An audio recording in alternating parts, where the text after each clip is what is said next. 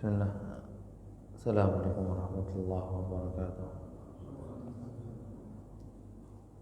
Alhamdulillah alladzi arsala rasulahu bil huda wa dinil haqq liyudhhirahu 'ala ad-dini kullihi wa kafaa billahi shahida. Asyhadu an la ilaha illallah wahdahu la syarika lah wa asyhadu anna Muhammadan 'abduhu wa rasuluhu sallallahu ala alihi wa sahbihi wa sallama tasliman mazida ma ba'd.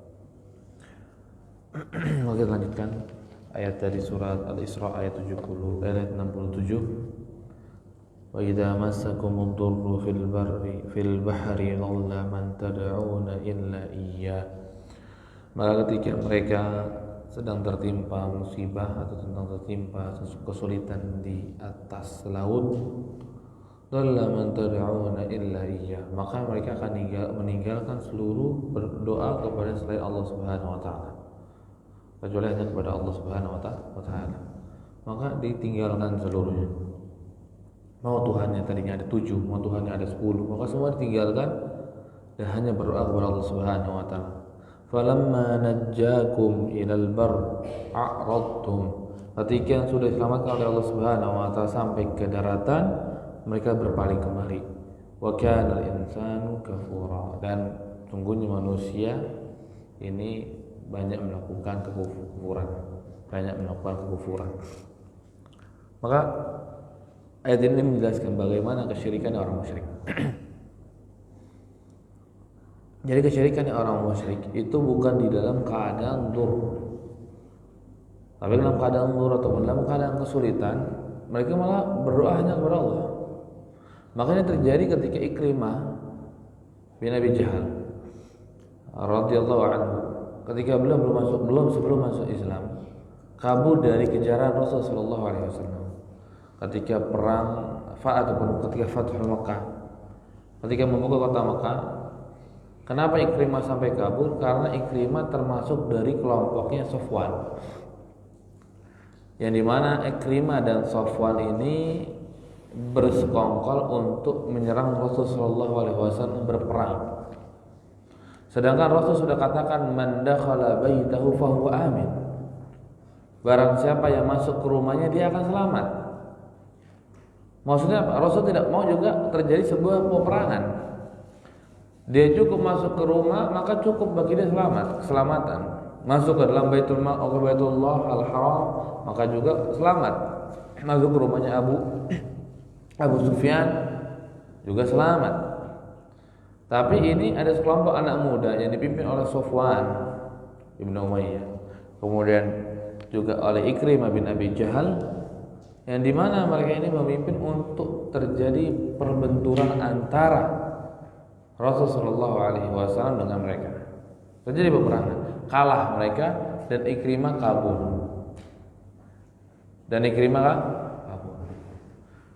Ikrimah dan Safwan ini termasuk dari panglimanya mereka lah istilahnya, panglima orang-orang yang menyerang kaum muslimin. Kemudian namanya itu dicantumkan oleh Rasulullah sallallahu alaihi wasallam untuk dibunuh. Maka ketika termasuk nama Ikrimah dibunuh, termasuk adalah nama pencarian. Akhirnya dia kabur. Dan ketika kabur ini tahunya dia mendapatkan hidayah. Ketika kabur ini dia tahunya mendapatkan hidayah.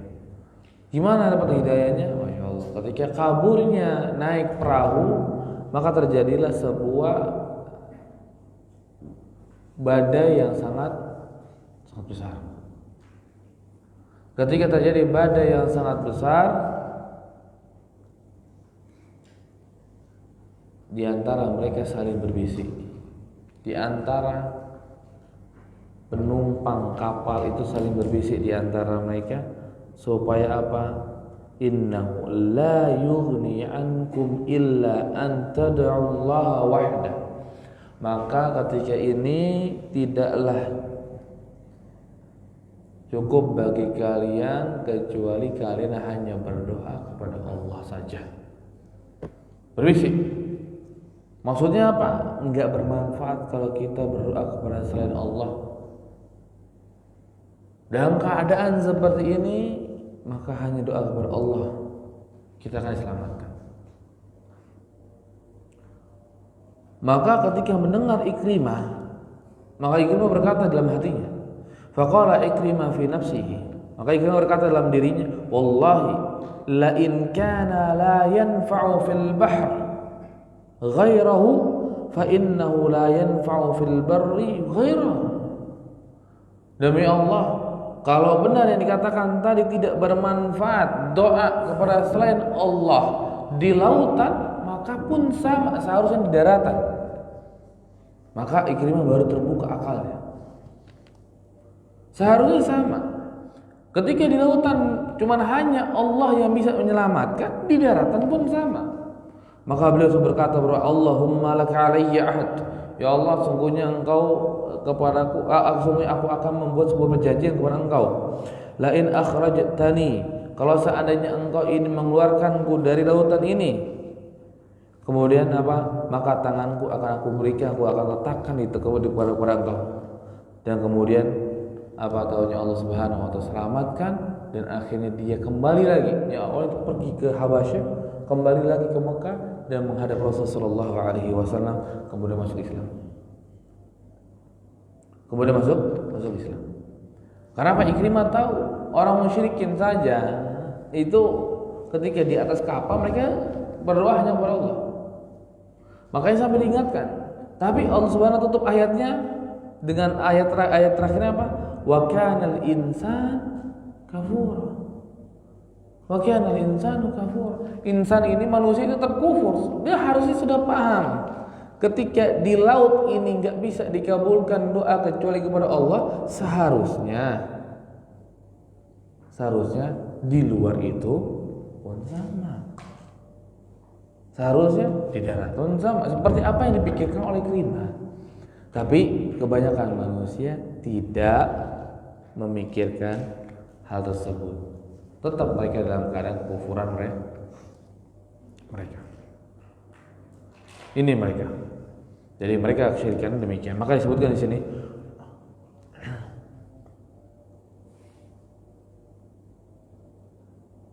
maka faqad sami'tum anna Allah subhanahu dzakara 'anil kuffari annahum idza massahumud dar taraku sadata wa masyaikh. Maka ketika kalian mendengar firman Allah Subhanahu wa taala ini, sungguhnya adalah orang-orang kafir ketika tertimpa sebuah kesulitan musibah, maka mereka meninggalkan orang-orang tua mereka, leluhur-leluhur mereka, dan sesembahan-sesembahan mereka yang hanya mereka ikhlaskan. Bal akhlisu lillahi wahda la syarikalah wa lam yastaghitsu bihim bal akhlisu lillahi wahdahu la syarikalah wastaghatsu bihi wahda. Maka mereka ketika dapat keadaan seperti begini, maka mereka meninggalkan untuk istighatsah kepada selain Allah, dan mereka hanya istighatsah kepada Allah Subhanahu wa taala saja. Fa in ja'al raha, dan ketika baru datang lagi masa kemudahan di luar dari masa kesulitan, asyraku, baru mereka melakukan kesyirikan lagi. Jadi kalau kita lihat sekarang, lihat zaman dulu, bakti kesyirikan yang mereka lakukan enggak terus. Tapi ketika dalam masa sulit, maka mereka tinggalkan kesyirikannya, mereka hanya berdoa kepada Allah. Mereka hanya ikhlaskan ibadahnya kepada Allah Subhanahu wa taala saja. Maka seperti yang dahulu kita ceritakan bagaimana kisahnya Abdul Muthalib ketika diserang pasukan gajah. Ketika diserang pasukan gajah, maka Abdul Muthalib berkata kepada seluruh orang-orang Quraisy yang ada di Mekah, untuk ngapain? Untuk mengikhlaskan doa kalian kepada Allah saja. Untuk mengikhlaskan doa kalian kepada Allah Subhanahu wa taala saja. Maka begini orang-orang musyrikin dulu, ketika terhimpit kesulitan, musibah, mereka hanya doa kepada Allah. Ketika datang raha, baru mereka melakukan kesyirikan. Maka beliau mengatakan, wa anta taral musyrikina min ahli zamanina. Maka kalian ketika melihat orang-orang musyrikin di zaman kita pada hari ini, wala'alla ba'dhum yadda'i annahu min ahli al-'ilm wa fihi zudhi wajtihadi wa ibadati idza massahu dur qad yastaghithu bi ghairillah. Maka apa? Beliau menyebutkan Maka dari zaman kita pada hari ini sebagiannya ada orang bahkan mengklaim dari ahlul ilm dan juga ahlul zuhud wal ijtihad dan juga ahlul ibadah, ketika mereka tertimpa musibah maka mereka beristighosah kepada Allah Subhanahu wa taala. Seperti yang dilakukan oleh manusia kepada Ma'ruf atau kepada Abdul Qadir Jailani atau kepada sahabat nanti yang mulia wa ajallu min haula'i mithl Zaid bin Khattab, atau orang yang lebih mulia daripada mereka semua adalah Zaid bin Khattab, sahabat Nabi sallallahu alaihi wasallam, lebih dahulu masuk Islam daripada Umar. Karena Umar dengan Zaid saudaraan.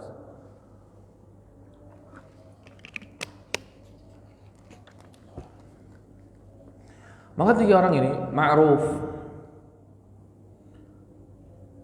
Al-Karhi rahimahullah ta'ala, beliau ini pun memiliki pengikut yang berlebihan kepada beliau, ya, karena beberapa hal yang Allah Subhanahu wa taala berikan kepada beliau.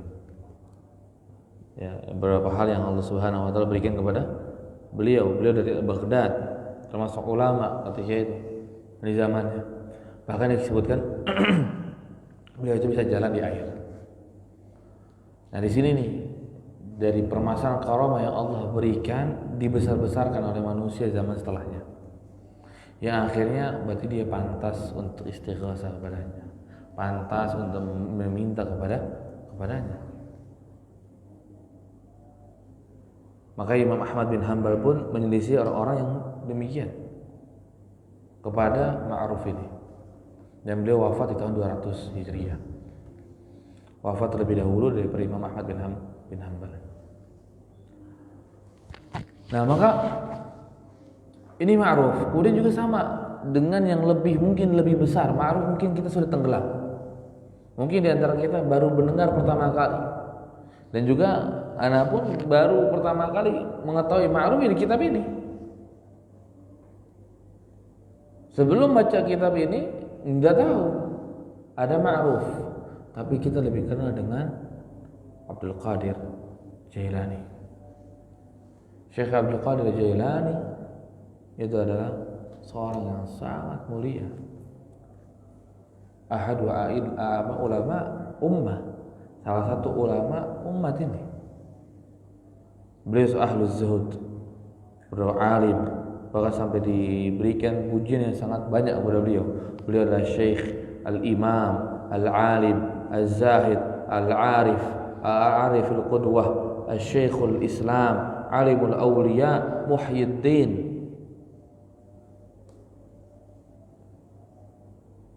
Ini pemberian manusia ketika itu kepada beliau, penamaan atau lakop yang diberikan manusia kepada beliau. Dan beliau termasuk ulama dari Baghdad dan lahir di Jailan, makanya nanti Jailani. Kemudian beliau ini mazhabnya, fikihnya bukan Syafi'i tapi Hambali. Makanya Abdul Qadir Jailani Al-Hambali. Al-Hambali. Dan beliau pun sama. Ketika Allah Subhanahu wa taala berikan beberapa karamah kepada beliau, dipandanglah oleh umat setelahnya memiliki keutamaan yang harus disembah. Keutamaan harus minta doa kepadanya, begini dan begitu. Maka banyak sekali khurafat yang disandarkan kepada Syekh Abdul Qadir Jailani, sebetulnya beliau berlepas diri pada itu semua. Berlepas diri dari itu. Diceritakan kan beliau ketika jalan di padang pasir, tiba-tiba ada awan menaungi beliau. Ketika jalan, awan tersebut menaungi sampai titik tiba-tiba berhenti Syekh Abdul Qadir Jailani karena dia berbicara. Awan itu berkata, "Wa ana Allah, wa ana Rabbuk." Dan aku adalah Allah, Tuhanmu. Dan kemudian berkata lagi, "Sungguh pada hari ini aku telah halalkan apa yang telah aku haramkan kepada engkau." Maka Abdul Qadir Jailani berkata kepadanya, idhab ya adu wallah, pergilah engkau wahai musuh Allah. Karena Syekh Abdul Qadir Jailani adalah ulama min ahli sunnah wal jamaah. Maka beliau berkata, pergilah engkau, sungguh engkau musuh Allah. Kenapa dia tahu musuh Allah? Karena dia berkata, sungguh aku telah halalkan apa yang diharamkan, dan ini gak mungkin pernah terjadi selama kita masih di dunia.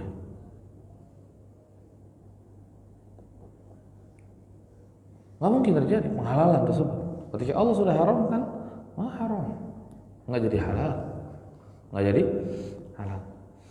Nah, tapi ketika beliau orang saleh kemudian punya pengikutnya mencatat dan menyebutkanlah beberapa karamah yang Allah berikan kepada beliau, yang akhirnya manusia mencintai bahasa karamah, akhirnya berhululah dengan beliau, dan akhirnya sampai diminta dan bahkan sampai ada kisah-kisah kurang ajar kepada beliau. Maka Imam Zahabi rahimahullah ta'ala beliau menyebutkan, wa fil jumlah Asy-Syaikh Abdul Qadir Jailani kibarus syan. Beliau menyebutkan bahwa Syekh Abdul Qadir Jailani secara jumlah beliau adalah ulama yang besar ketika itu, waktu itu. Wa alaihi ma'akhidh fi ba'd al-aqwalihi wa da'awihi wallahu al-maw'id wa ba'du dzalika makdzubun alaihi. Ya, ucapan beliau diambil, perbuatannya beliau itu diikuti. Tapi kebanyakan dari hal itu adalah dusta atas namanya.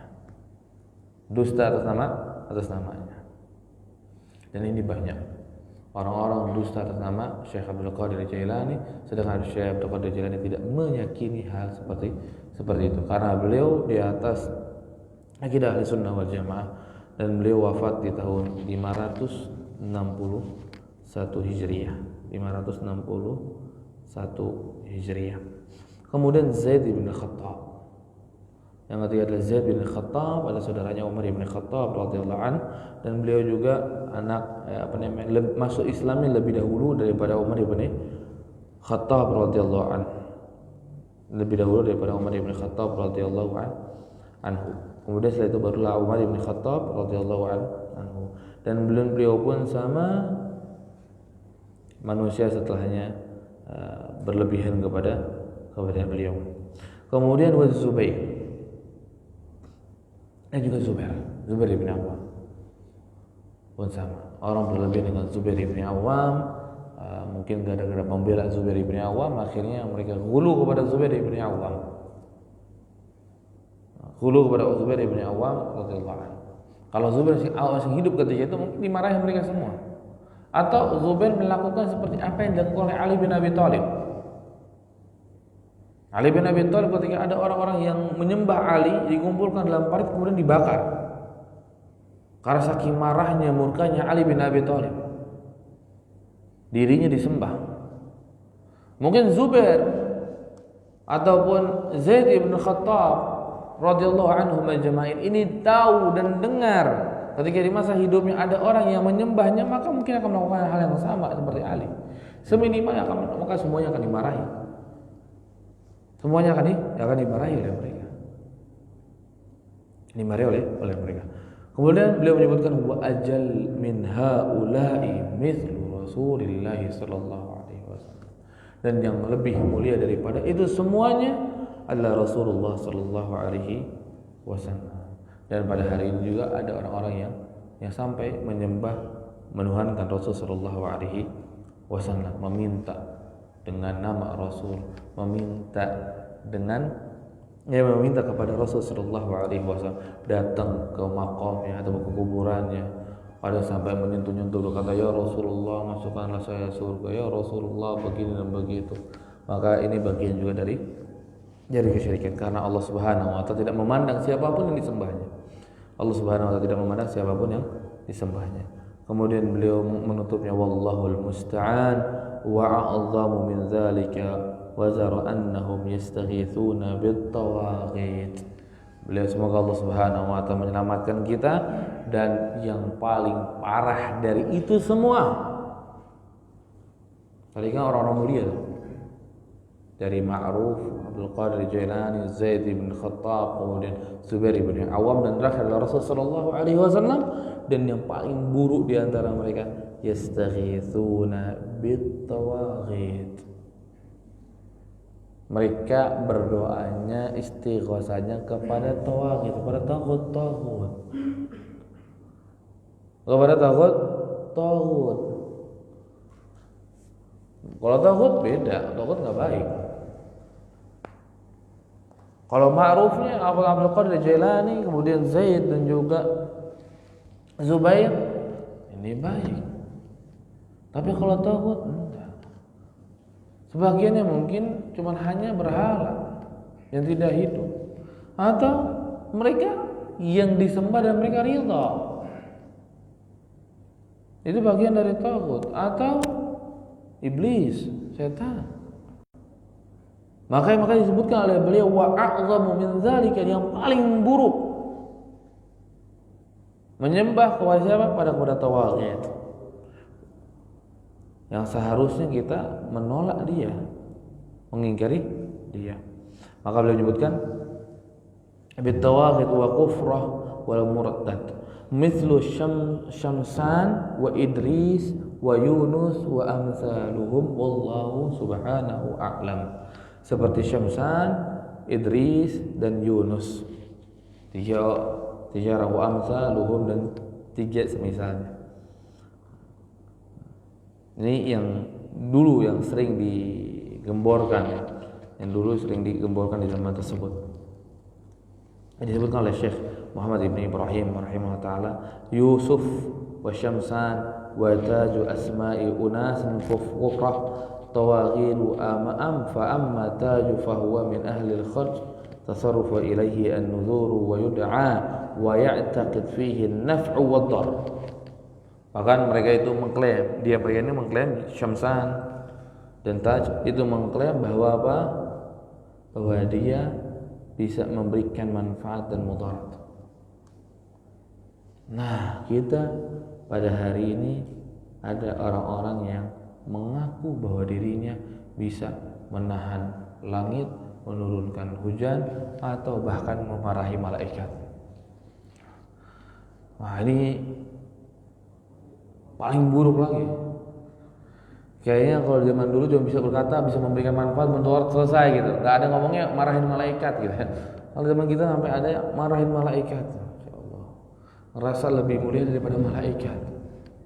Ini hal yang sangat buruk yang ada di zaman kita. Karena tidaklah zaman terus berjalan kecuali kesyirikan atau keburukan itu akan terus dimodifikasi, akan terus dilakukan dengan hal-hal yang sangat aneh. Mungkin zaman dulu nggak ada yang berani mengucapkan seperti apa yang diucapkan pada hari ini. Karena apa? Kekufuran di zaman kita lebih menyebar daripada sebelumnya.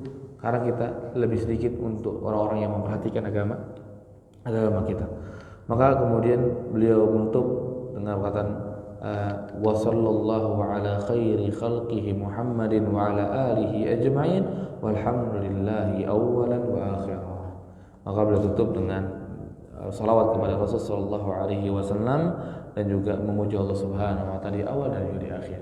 Maka dengan ini alhamdulillah telah kita selesaikan berkaitan dengan kitab tafsir Kalimatut Tauhid. Maka pada hari ini juga ana katakan kepada para pendengar semuanya yang hadir pada hari ini, wa qad ajaztukum bima sami'tum, maka pada hari ini ana telah ijazahkan kitab ini tafsir Kalimat Tauhid, karena ana juga punya sanad hadis ini juga ya. Semoga mudah-mudahan bermanfaat kitab yang telah kita bahas, kitab tafsir Kalimat Tauhid. Mungkin ini yang bisa disampaikan. Syukran wa barakallahu fikum. Assalamualaikum warahmatullahi wabarakatuh.